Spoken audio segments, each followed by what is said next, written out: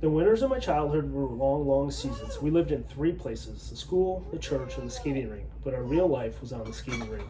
Real battles were won on the skating rink. Real strength appeared on the skating rink.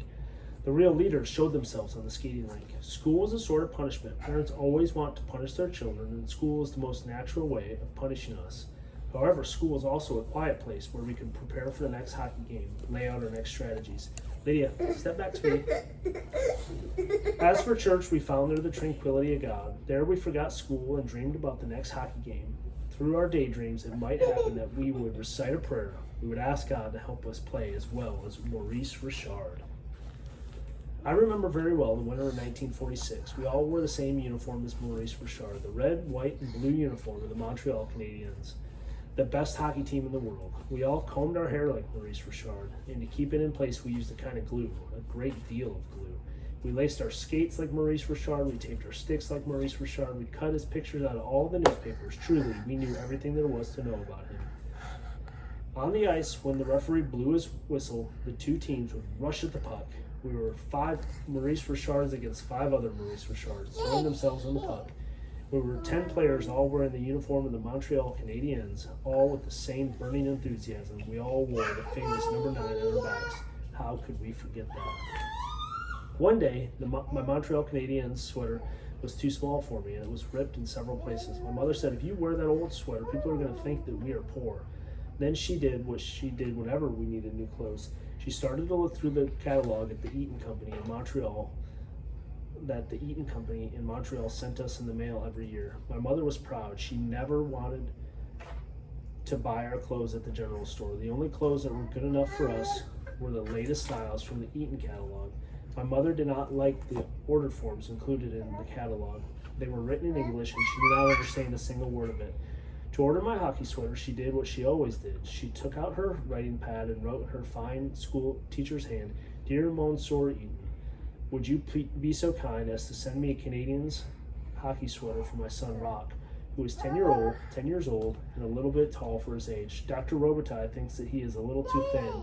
I'm sending you $3. Please send me the change if there is any. I hope your packing will be better than it was last time." Monsieur Eaton answered my mother's letter promptly. 2 weeks later, we received the letter.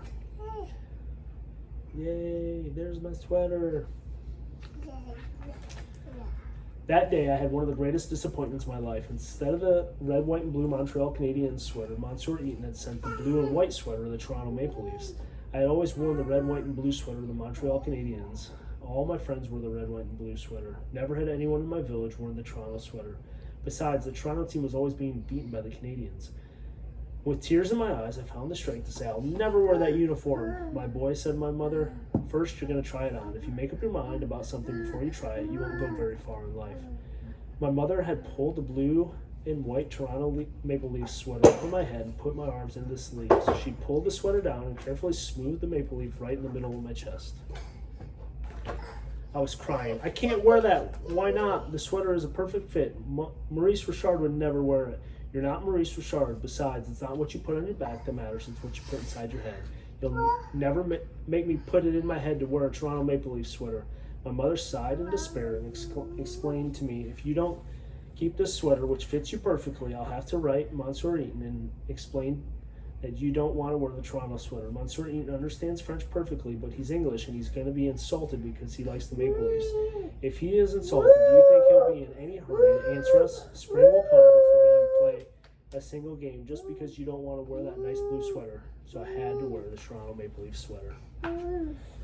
When I arrived at the skating rink in my blue sweater, all the Maurice Richards in the red, white, and blue came by one and looked at me. The referee blew the whistle, and I went to take my usual position. The coach came over and told me I would be on the second line. A few minutes later, the second line was called. I jumped onto the ice. The Maple Leaf sweater weighed on my shoulders like a mountain. The captain came over and told me, wait, he'd need me later on defense. By the third period, I still had not played. Then one of the defensemen was hit on the nose with a stick, and it started to bleed. I jumped on the ice. My moment had come. The referee blew his whistle and gave me a penalty.